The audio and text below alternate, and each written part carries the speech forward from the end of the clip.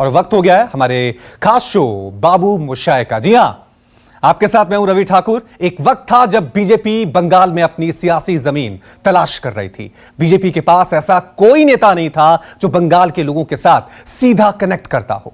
आज से तकरीबन 5 साल पहले बीजेपी ने दिलीप घोष पर दांव लगाया। दिलीप घोष ने भी शीर्ष नेतृत्व को निराश नहीं किया, खूब पसीना बहाया और बन गए बीजेपी के बाबू मोशाय।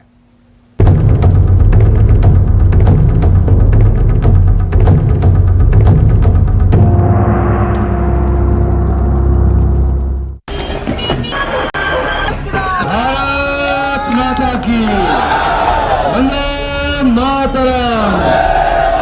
जय श्री राम।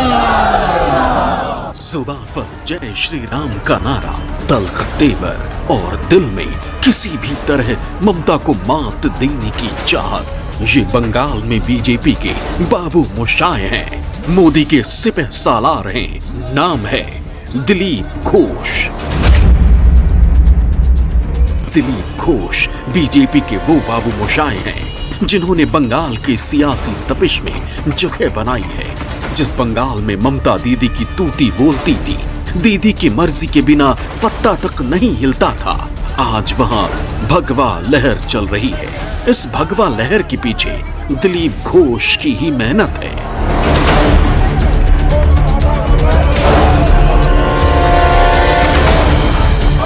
वो बंगाल के द्वारे द्वारे पहुंचे, गांव गांव गए, शहर शहर भटके, लोगों से जुड़े और ऐसे जुड़े कि बीजेपी के लिए वोट लॉक करते चले गए। भारतीय जनता पार्टी हर इंच में आज टीएमसी को जवाब देने के लिए तैयार है। ये आज हम साबित कर दिया है। जिस काम को करने में दशकों का वक्त लगना चाहिए था, वो कुछ सालों में हो गया। बंगाल में बीजेपी फर्श से अर्श पर पहुंची। 2016 के विधानसभा चुनाव तक बंगाल में बीजेपी के लोगों को उंगलियों पर गिना जा सकता था। कोई जनाधार ही नहीं था। लेकिन जब 3 साल बाद लोकसभा के नतीजे आए तो ममता की पेशानी पर बल आ गया। बीजेपी ने टीएमसी को हाफ कर दिया और इस असंभव को संभव बनाने वाले चंद लोगों में से एक हैं दिलीप घोष। 19 में हाफ किया है और 21 में साफ हो जाएगा टीएमसी, इसलिए हमको चिंता करने की जरूरत नहीं। आज समाज पब्लिक हमारे साथ है। सवाल ये है कि बंगाल के लोगों पर दिलीप घोष ने क्या जादू किया? पिछले 5 सालों में ऐसा क्या हुआ जिससे बंगाल में बीजेपी की बंजर जमीन भगवा हो गई? इस सवाल का जवाब हम आपको बताएंगे, लेकिन पहले ये जान लीजिए कि 2016 के बाद कैसे बंगाल में बीजेपी का ग्राफ बढ़ा। 2016 के विधानसभा चुनावों में बीजेपी ने 291 उम्मीदवारों पर दांव लगाया था, लेकिन बीजेपी को सिर्फ 3 सीटों पर ही जीत हासिल हुई। वोटों की बात करें तो बीजेपी को सिर्फ 10.16% वोट मिले। टीएमसी की आंधी में सभी पार्टियां ध्वस्त हो गई थी। तृणमूल कांग्रेस को 211 सीटें मिली और वोट प्रतिशत था 44.91%। कांग्रेस को 44 सीट और 12.25% वोट। कभी 34 साल तक सत्ता में रही लेफ्ट फ्रंट की हालत काफी खराब रही। लेफ्ट फ्रंट को 25 सीटें मिली और वोट मिला 19.75%। बीजेपी बुरी तरह हार गई। यहीं से शुरू हुआ बीजेपी का नया खेला। बंगाल में बीजेपी की कमान दिलीप घोष को दी गई। बंगाल में बूथ स्तर पर संगठन खड़ा करने का काम शुरू हो गया। स्थानीय नेताओं के साथ दिलीप घोष ने रणनीति बनाई, आक्रामक रणनीति। सूबे की मुखिया ममता हमेशा दिलीप घोष के निशाने पर होती। बंगाल के सरकार में बैठी हुई ममता बनर्जी और उनकी पार्टी इतनी घबराई हुई है कि दिल्ली से हमारे नेता आते तो उससे डर जाते हैं। माननीय प्रधानमंत्री जाएंगे, माननीय गृहमंत्री जाएंगे, हमारे राष्ट्रीय पार्टी है। माननीय अमित भाई ने 5 साल से 6 साल से बंगाल आ रहे हैं। यहाँ की पार्टी को उन्होंने अपने हाथ से बनाया है और वो आज नीचे तक कार्यकर्ताओं में पॉपुलर हैं और लोग उनसे मिलना चाहते हैं, उनसे प्रभावित होते हैं। इससे घबराने का क्या है? जिनके पास बेस नहीं है, जहां से लोग दूर भाग चुके हैं, जिनके पार्टी के एमपी एमएलए पार्टी छोड़ रहे हैं, ऐसे पार्टी के नेत्री वो डरती है और बोलती है बाहर के लोग क्यों आ रहे हैं। ममता बनर्जी की नीतियों ने भी दिलीप घोष को पार्टी का जनाधार बढ़ाने में सहयोग किया। ममता बनर्जी ने दुर्गा पूजा, सरस्वती पूजा पर रोक लगाने का फैसला किया। यही फैसला बीजेपी के लिए प्लस पॉइंट तो ममता के लिए माइनस पॉइंट बन गया। दिलीप घोष की जुबान ममता के खिलाफ और तल्ख होती गई। मैं जो बात बार बार बोल रहा था कि पश्चिम बंगाल पश्चिम बांग्लादेश बनते जा रहा है, ये नमूना इस बार कई जगह सरस्वती पूजा बंद कर दिया स्कूल में। मस्जिद से परमिशन लेना पड़ेगा। बांग्लादेश पाकिस्तान हो गया क्या? अफगानिस्तान हो गया क्या? तो ये मामला है कि ममता बनर्जी ने जिस प्रकार यहाँ ऐसे लोगों को चढ़ाया बढ़ाया है, उसका परिणाम है कि यहाँ की समाज आज परेशानी में है और यहाँ की संस्कृति परंपरा कल्चर खत्म हो रही है। जहाँ सरस्वती पूजा दुर्गा पूजा नहीं होता है वो बंगाल नहीं है, वो बांग्लादेश है, वो पाकिस्तान है। बंगाल में बीजेपी अपनी सियासी जमीन तैयार कर रही थी। ये टीएमसी को हजम नहीं हो रहा था। नतीजा ये हुआ कि दोनों पार्टियों में टकराव शुरू हो गया। राजनीतिक हिंसा शुरू हो गई। टीएमसी और बीजेपी से जुड़े लोग खूनी संघर्ष करने लगे। बमबाजी, गोलीबाजी, चाकूबाजी आम हो गई।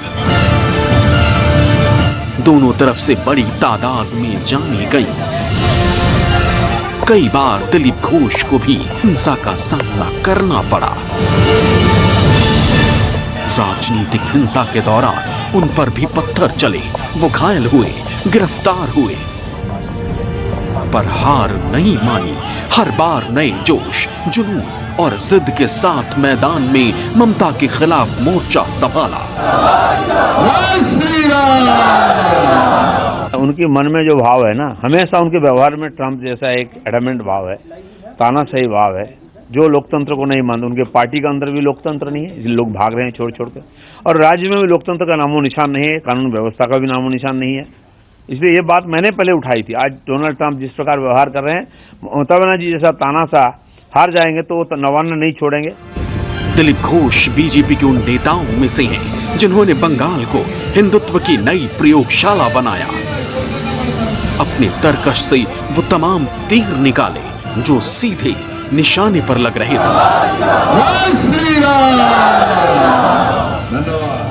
नतीजा राष्ट्रवाद, घुसपैठ, मुस्लिम तुष्टीकरण और भ्रष्टाचार।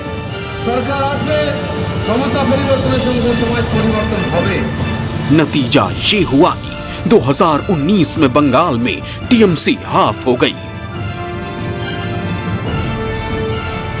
लोकसभा चुनाव में बीजेपी को बम्पर जीत मिली, 18 सीट जीती और वोट मिले 40.64%। जिस टीएमसी ने विधानसभा चुनाव में क्लीन स्वीप किया था, उसे 22 सीटों पर सिमटना पड़ा, वोट मिले 43%। 3 साल के अंदर बीजेपी टीएमसी के बराबर आकर खड़ी हो गई, लेकिन बीजेपी की नजर बंगाल की सबसे बड़ी गद्दी पर थी। ये पिछले चुनाव में उन्होंने घोषणा किया था 294 सीट से वो खुद ही कैंडिडेट है। इस बार नहीं बोल रहे, इस बार बोले ऑब्जर्वर है। तो कहीं से भी लड़ लें, हम तैयार हैं। विधानसभा चुनाव में दिलीप घोष बीजेपी के स्टार प्रचारक हैं। छोटी सी छोटी और बड़ी से बड़ी जगह जाने में गुरेज नहीं करते। कभी हेलीकॉप्टर से तो कभी बाइक से पहुंचकर लोगों से जुड़ रहे हैं, सभाएं कर रहे हैं और दीदी के खिलाफ हुंकार भर रहे हैं। আবার বলছে আমাকে ভোট দিন। 10 বছর তো দেখলাম মহিলাদের উপর সবচেয়ে বেশি অত্যাচার হচ্ছে। 60 থেকে 70 বছরের কোন মহিলা সুরক্ষিত নয় পশ্চিমবাংলায়। স্কুল কলেজে গেলে মেয়েরা যতক্ষণ না বাড়ি ফিরে আমরা চিন্তা করি, বউরা মায়েরা বাজারে গেলে সন্ধ্যায় গেলে আমরা চিন্তা করি। কেন চিন্তা করি? চিন্তা করবো বলে কি তোমাকে ভোট দিয়েছিলাম? আবার কোন মহিলার উপর অত্যাচার হয়, ধর্ষণ হয়, বলছে ও দুষ্টু ছেলেরা করেছে। সব ভাইরা দুষ্টু হয়ে গেছে। একবার কথায় আসি, কেমন জেলের ভাত খাওয়াতে হয় দেখাবো, কত দুষ্টুমি দেখি।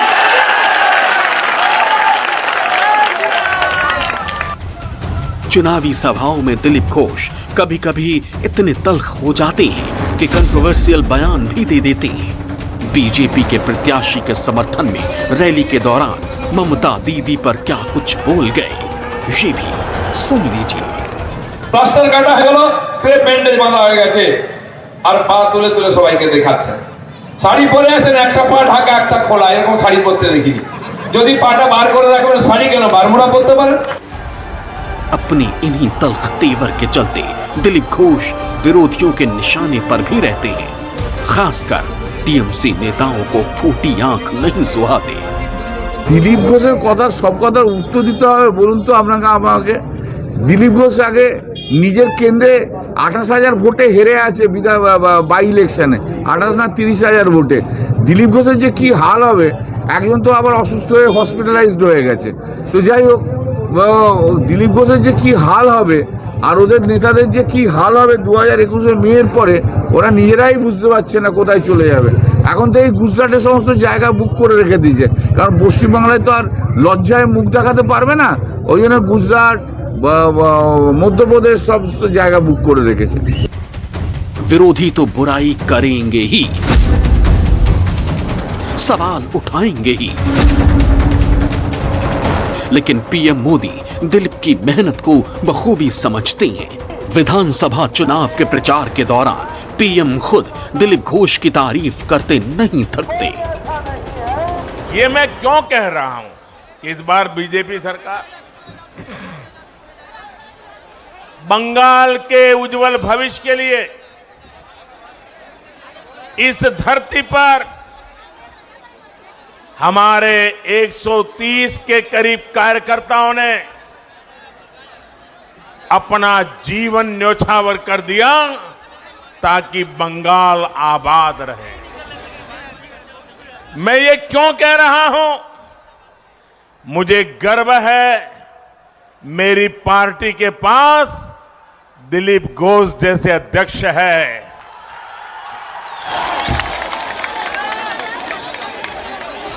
आज पार्टी को जिताने के लिए पिछले कई वर्षों से दिलीप घोष न चैन की नींद सोए हैं, न दीदी की धमकियों से डरे हैं।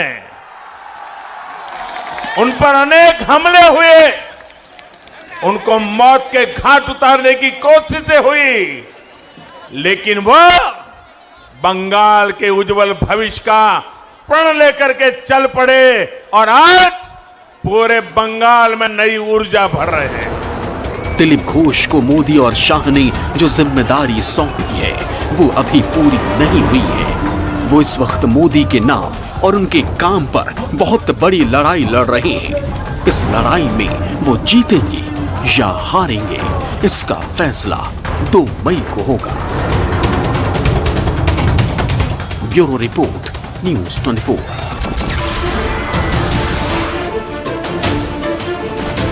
नमस्कार, मैं हूं मानक गुप्ता। अगर आपको हमारा ये वीडियो पसंद आया हो तो इसे लाइक और शेयर जरूर करें, और हां, हमें सब्सक्राइब और फॉलो करना ना भूलें ताकि आप देश और दुनिया की कोई खबर मिस ना करें। तो जुड़े रहिए हमारे साथ और देखते रहिए न्यूज़ 24।